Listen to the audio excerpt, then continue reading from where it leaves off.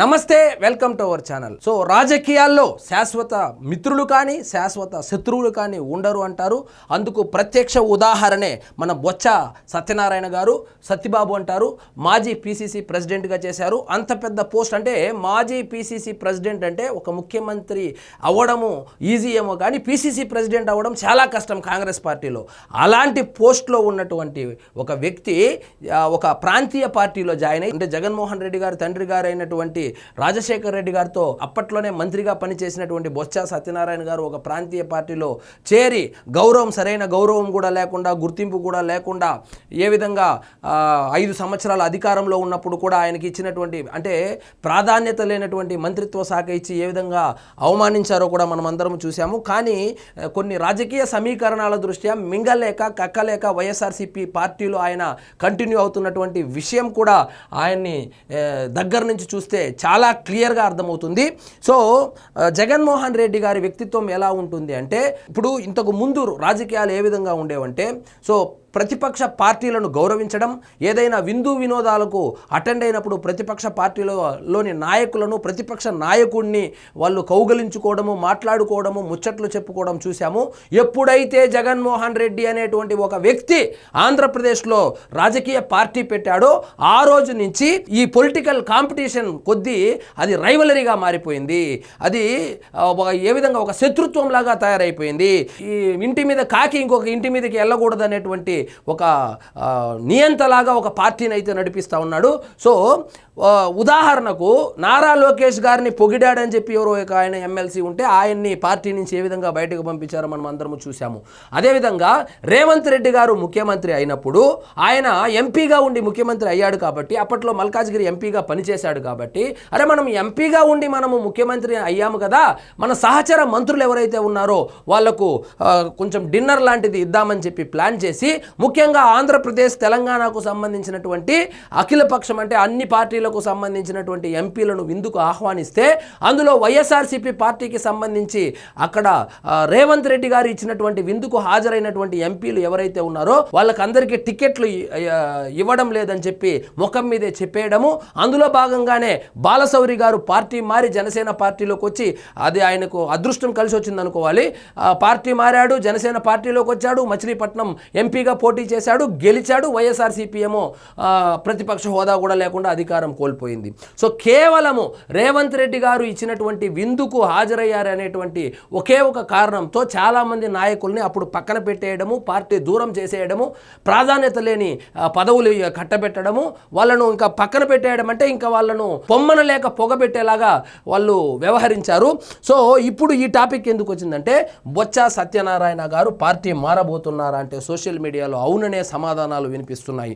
గత కొన్ని రోజులుగా బొత్స సత్యనారాయణ గారిని పక్కన పెట్టి, అంటే ఎప్పుడైతే కూటమి ప్రభుత్వం అధికారంలోకి వచ్చిందో అప్పుడే బొత్స సత్యనారాయణ గారు పార్టీ మారబోతున్నారనేటువంటి ఊహాగానాలు వినిపించినప్పటికీ, ఆయన పార్టీ మారితే విజయనగరంలో ఇబ్బంది అవుతుందనేటువంటి ఉద్దేశంతో ఆయన్ని అదేదో ఎమ్మెల్సీగా గెలిపించలేదు, ఆయనే గెలుచుకున్నాడు. ఆయన అసలు పదవి లేకపోతే ఉండలేడు కాబట్టి ఎట్లో ఒకట్లా గెలిపించుకున్న తర్వాత ఆయన్ని మండలిలో ఆయన్ని ప్రతిపక్ష నాయకుడిగా హోదా కల్పించి అట్లా మమ అనిపించారు కాబట్టి అలా కంటిన్యూ అవుతూ వచ్చాడు. దాని తదనంతర పరిస్థితులు ఏమైందంటే, సో ఒకరోజు అసెంబ్లీ సమావేశాల్లో ఎప్పుడైతే పవన్ కళ్యాణ్ గారిని బొత్స సత్యనారాయణ గారు అక్కడ అసెంబ్లీ ప్రాంగణంలో కలిశారో అప్పటి నుంచి మళ్ళీ జగన్మోహన్ రెడ్డి గారు గుర్రని ఉన్నారని, సో ఆయన్ని కీలకమైనటువంటి పదవులంటే ఏమీ లేదు, అసలు ప్రతిపక్ష హోదానే లేదు, ఇంకేం పదవులు ఉంటాయలే కానీ ప్రియారిటీ అంటే ఎప్పుడైనా జగన్మోహన్ రెడ్డి గారు అక్కడికి వెళ్ళినా, లేకపోతే అపాయింట్మెంట్ ఇచ్చేటువంటి విషయాల్లో, లేదా పార్టీ కార్యక్రమాలకు సంబంధించినటువంటి విషయాల్లో బొత్స సత్యనారాయణ గారిని పక్కన పెట్టి వాళ్ళ మేనల్లుడైనటువంటి మజ్జి సీను అనే వ్యక్తి ఎవరైతే ఉన్నారో ఆయన్ని కొంచెం ఎంకరేజ్ చేస్తూ, విజయనగరానికి జెడ్పీ చైర్మన్గానో ఏదో ఉన్నట్టున్నాడు, ఆయన్ని ఎంకరేజ్ చేస్తూ భీమిలికి ఆయన్ని ఇన్ఛార్జిగా కూడా నియమించారు. సో మజ్జి సీనుకి ఇచ్చినంత ప్రియారిటీ ఇప్పుడు బొత్స సత్యనారాయణ గారికి ఇవ్వడం లేదు కాబట్టి, సో ఎప్పటి నుంచో పార్టీ మారాలనేటువంటి సో ఆలోచన ఉన్నటువంటి బొత్స సత్యనారాయణ గారు అసలు మంచి ముహూర్తం కోసం వేచి చూస్తూ ఉన్నారని చెప్పి, సో మొదట్లో జనసేన పార్టీలోకి వెళ్తారని చెప్పి ఊహాగానాలు వినిపించినప్పటికీ సో నిన్న గణతంత్ర దినోత్సవ వేడుకల సందర్భంగా ఈవినింగ్ అట్ హోమ్ అనేటువంటి కార్యక్రమం, గవర్నర్ ఇచ్చేటువంటి విందు కార్యక్రమంలో ఆయన డైరెక్ట్గా నారా లోకేష్ గారి దగ్గరికి వెళ్ళి చేతులు అలా పట్టుకోవడము, నవ్వుతూ మాట్లాడడము. సో వాళ్ళు ఏదో ఏం మాట్లాడారో మనకు తెలియదు కానీ సో నారా లోకేష్ గారిని అయితే కలవడం జరిగింది.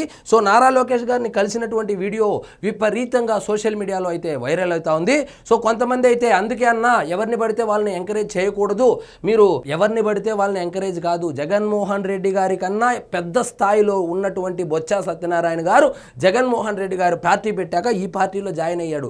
ఆయన అప్పట్లోనే పీసీసీ ప్రెసిడెంట్గా చేశాడు. కాబట్టి జగన్మోహన్ రెడ్డి గారు ఏమి బొత్స సత్యనారాయణ గారికి రాజకీయ భిక్షం పెట్ల, బహుశా పెట్టింటే గిట్టింటే రాజకీయంగా ఎంకరేజ్ చేసింటే రాజశేఖర్ రెడ్డి గారు, అది కూడా ఆయన సొంత పార్టీ కాదు కాబట్టి కాంగ్రెస్ పార్టీ ఎంకరేజ్ చేసిందేమో కానీ సోనియా గాంధీ గారు ఎంకరేజ్ చేశారో లేకపోతే రాహుల్ గాంధీ గారు ఎంకరేజ్ చేశారని అనుకోవాలే కానీ వాళ్ళ సొంత పార్టీ కాదు కాబట్టి అది పెద్ద మహాసముద్రం. కాబట్టి సో జగన్మోహన్ రెడ్డి గారి వల్ల కొత్తగా బొత్స సత్యనారాయణ గారికి వచ్చింది ఏమీ లేదు. ఆయనేమి ఇన్ని పదవులు ఇచ్చి ఇన్ని రాజకీయంగా ఉన్నత స్థానానికి తీసుకొని వచ్చింది కూడా ఏమీ లేదు. స్వతహాగానే ఆయన రాజకీయ నాయకుడు, స్వతహాగానే ఆయన పదవులు అనుభవించినటువంటి వ్యక్తి కాబట్టి కొత్తగా ఆయనకు ఒరిగింది ఏమీ లేదు.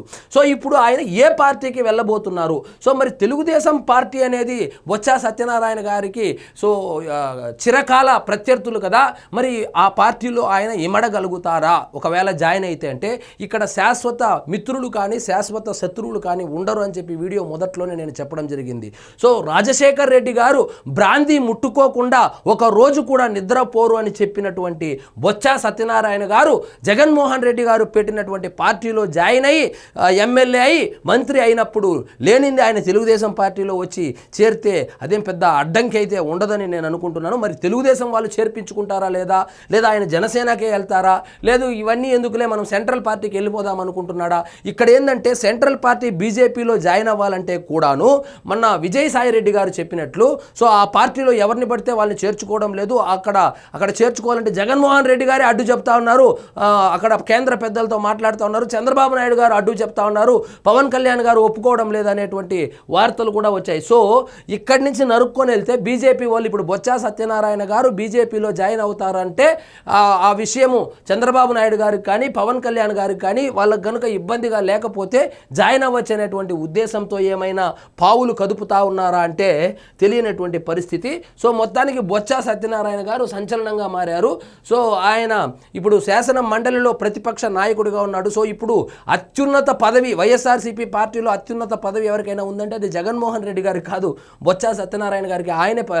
వీళ్ళకి ఎమ్మెల్సీలు 26, 27 ఉన్నారు కాబట్టి ఆయన ప్రతిపక్ష నాయకుడు శాసన మండలిలో ఒక క్యాబినెట్ ర్యాంకు హోదాలో ఉన్నాడు.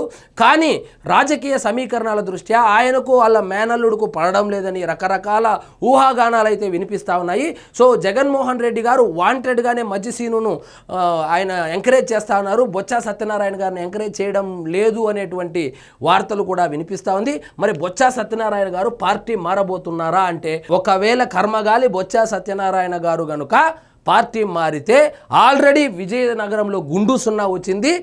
ఎందుకంటే కొంచెం ఆయనకు వాళ్ళ కమ్యూనిటీలో కావచ్చు, అదేవిధంగా సుదీర్ఘమైనటువంటి రాజకీయ అనుభవం ఉండడం వల్ల ఆయనకంటూ ఒక వర్గం ఉంది. బొత్స సత్యనారాయణ గారిని కాసేపు పక్కన పెట్టి చూస్తే విజయనగరము ఆ చుట్టుపక్కల ప్రాంతాల్లో వైఎస్ఆర్సీపీ పార్టీకి చెప్పుకోదగ్గ నాయకుడు కూడా లేదు. కనీసం బూత్ స్థాయిలో నిలబడి వాళ్ళని మేనేజ్ చేసి ఎలక్షనీరింగ్ చేసుకోగలిగినటువంటి కెపాసిటీ ఉన్నటువంటి నాయకుడు కూడా లేదు. మరి 151 ఎలా గెలిచింది అని అడగవచ్చు. అదేదో గాల్లో గెలిచినారు, ప్రతిసారి గాలి అయితే రాదు కదా.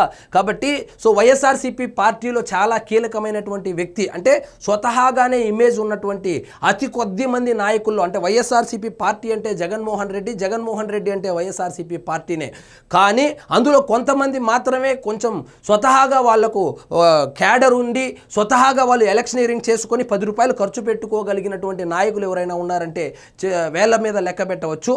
అందులో ప్రథముడు బొత్స సత్యనారాయణ గారు. సో ఆయన కనుక పార్టీ కనుక మారితే వైఎస్ఆర్సీపీకి పెద్ద ఎదురు దెబ్బని చెప్పాలి. మరి మధ్య సీన్ని తీసుకెళ్ళి ఆ భీమిలి ఇన్ఛార్జిగా అయితే వేశారు.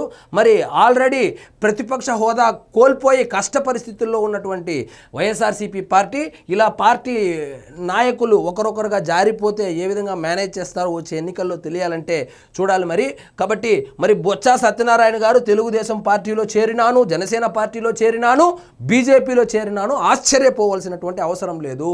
ఎందుకంటే ఇవి రాజకీయాల్లాగానే చేస్తారు. ఎందుకంటే ఆయన రాజకీయ నాయకుడు కాబట్టి, అందులోనూ కాంగ్రెస్ పార్టీ నుంచి వచ్చినాడు కాబట్టి, అందులోనూ వైఎస్ రాజశేఖర రెడ్డి గారు స్కూల్ నుంచి వచ్చినాడు కాబట్టి, సో ఇప్పుడు మనకు చాలా క్లియర్గా జగన్మోహన్ రెడ్డి గారు ఆత్మగా పిలువబడేటువంటి విజయసాయి రెడ్డి గారు చెప్పేశారు, ఇంకా జగన్మోహన్ రెడ్డి గారు జీవితంలో ముఖ్యమంత్రి కాలేరని.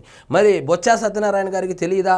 ఆల్రెడీ నాయకులకు కూడా తెలుసు. పైకి మాత్రం మేకపోతు గాంభీర్యాన్ని అయితే ప్రదర్శిస్తూ ఉన్నారు. మరి చూద్దాం ఏం జరుగుతుందో. సో ఇదండి ఈరోజు మన టాపిక్. మీకు ఈ వీడియో నచ్చినట్లయితే లైక్ చేయండి, షేర్ చేయండి, ఛానల్ మాత్రం సబ్స్క్రైబ్ చేసుకోవడం మర్చిపోవద్దు.